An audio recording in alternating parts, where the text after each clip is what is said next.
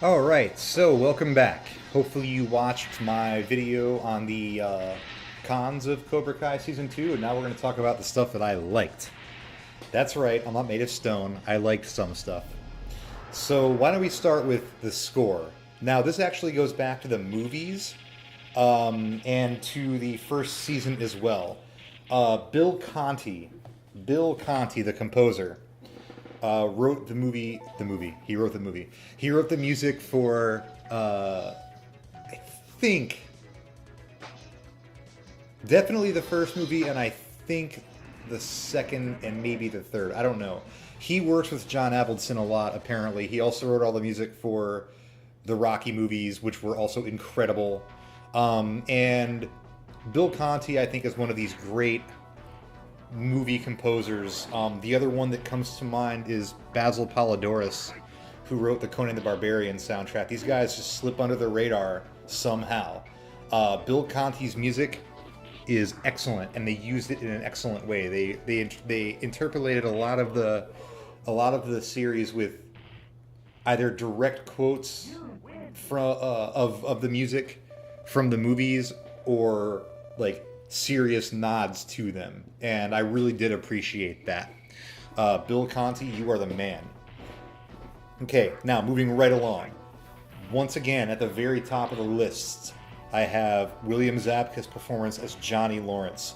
I want to talk about three specific things. Of course, I could just say he was really good as Johnny Lawrence. You know it, I know it, and the Lord knows it, okay?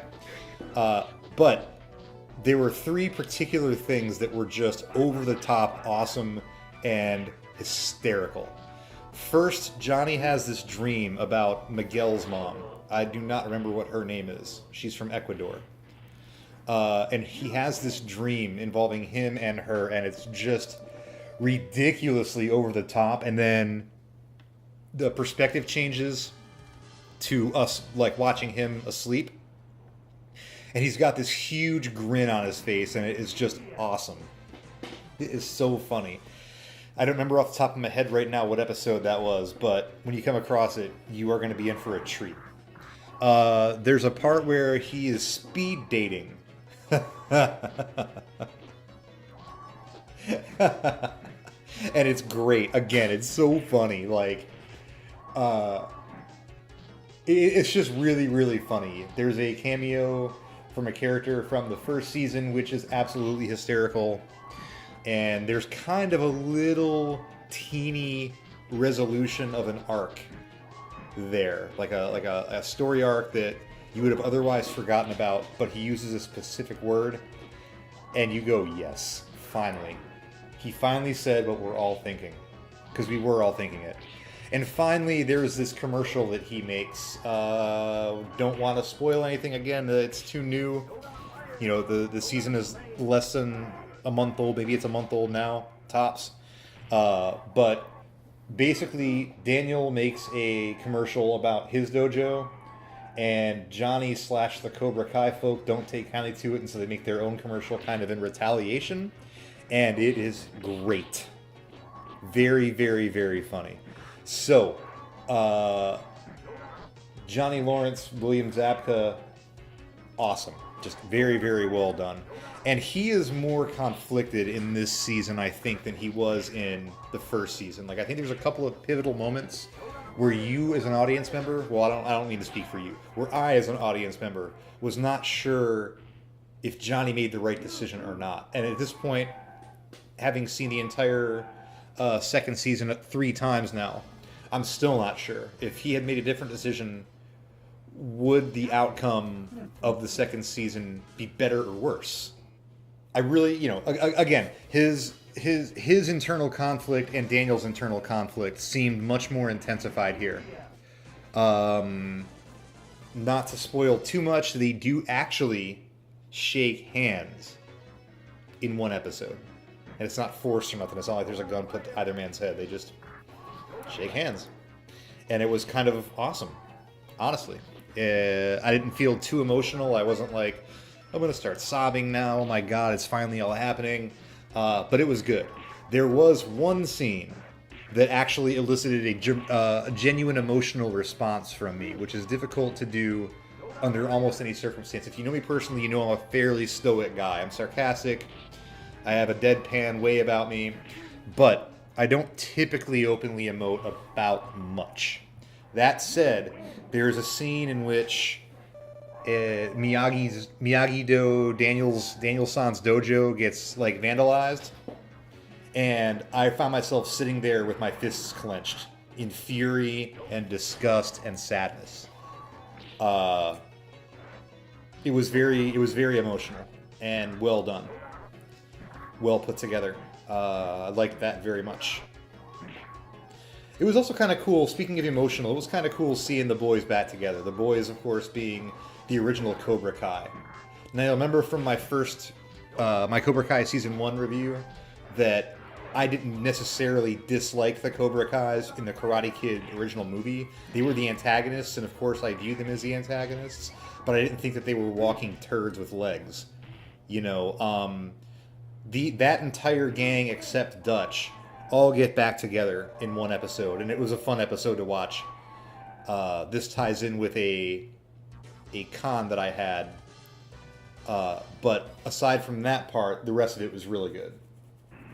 That was a fun episode. Okay, Dimitri and Hawk / Eli Moskowitz.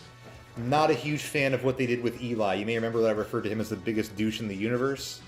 But the way that the entire situation resolves, the entire unnecessarily developed situation resolves, I'm trying to keep it positive here, sorry, was rather satisfying. So since we had to watch it, since we had to see this developing character arc thing happen with these two people, the resolution was quite satisfactory. So yay for that, right? This season explores Daniel and his life and his family in fair detail, and what I liked about it was that the idea of balance was at the center stage during that. Daniel's ability or lack of ability to balance his dojo with his dealership, with his relationship with his wife, was pretty detailed and pretty easy to believe. Now, many of us, if we're adults that are watching this, many of us have had to make hard decisions, juggling around things that we really care about. You know, our families, our friends, our passions, what we do in life. And if you are seriously committed to a couple of different things, then you are going to come up against some hard decisions that you have to make. And no decision that you make is going to make everybody happy. That's like something that a lot of people, kids today, do not understand. When I say kids, I mean if you're 20 years old or younger, I'm talking about you. You do not understand that you have to make decisions sometimes that somebody is not going to like. And I feel like Daniel had to make some decisions, and it was difficult for him to please everybody, and he almost lost everything. And I'm kind of glad that they spent that time on him. If they'd spent that time on Miguel, that kind of time on Miguel as well, then my rating for this season would probably be a letter grade higher. See, they can do it, they just didn't in this one case. In the case of Daniel, they did it, it came out in spades, it was really good. Now, the last thing that I have to talk about is there's a scene involving Daniel where he kind of saves Robbie's ass, Miyagi style. It's a direct callback to a scene in the first Karate Kid. And as somebody who hates blatant, in-your-face fucking fan service, I really liked it. I liked that part. I remember thinking, this caught me totally off guard. And I really did appreciate it and enjoy watching it. Speaking of appreciating and enjoying, I really hope that you enjoyed this second half of my Cobra Kai Season 2 review. If I had to stick a letter grade on this season, if I had to give it a letter grade like from school, C. I'll give it a C. It passed, but there was just too much bullshit, too much fan service. That's really what was the stone around the neck of this series. They just tried too hard to be like, Hey, remember the 80s? Hey, remember the original Karate Kid? Dude, yes, we all remember it. Any of us who have seen it remember it. Wasn't horrible, had some great stuff that I just discussed, but I gotta give it a C overall. I probably won't go back and watch it again until season 3 comes out.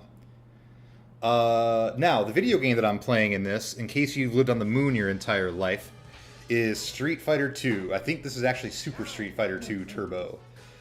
This is the Super Nintendo version. I actually have the 3DO version that I play on my 3DO sometimes. And it's probably the best arcade port to a home console that I've ever seen.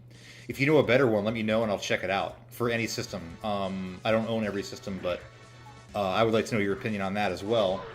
You know, they made a regular Nintendo and NES version of Street Fighter 2, and it's really, really bad. I was going to play that, but it's just bad. Like, really bad. And I was also going to play a game called Karate Champ, but it didn't make enough sound. Like, it just wasn't enough noise. I need some noise in the background to kind of round these videos out. So, anywho, I sure hope you enjoyed my full review of Cobra Kai Season 2. If you are not my friend on Facebook, just search Movie Quotes Jones and send me a friend request, and I will add you. And you can participate in my daily or sometimes every other day, depending on how busy I am, movie quote challenge, where I put out a famous movie quote and I see who can guess it the fastest. And that's it. Bye.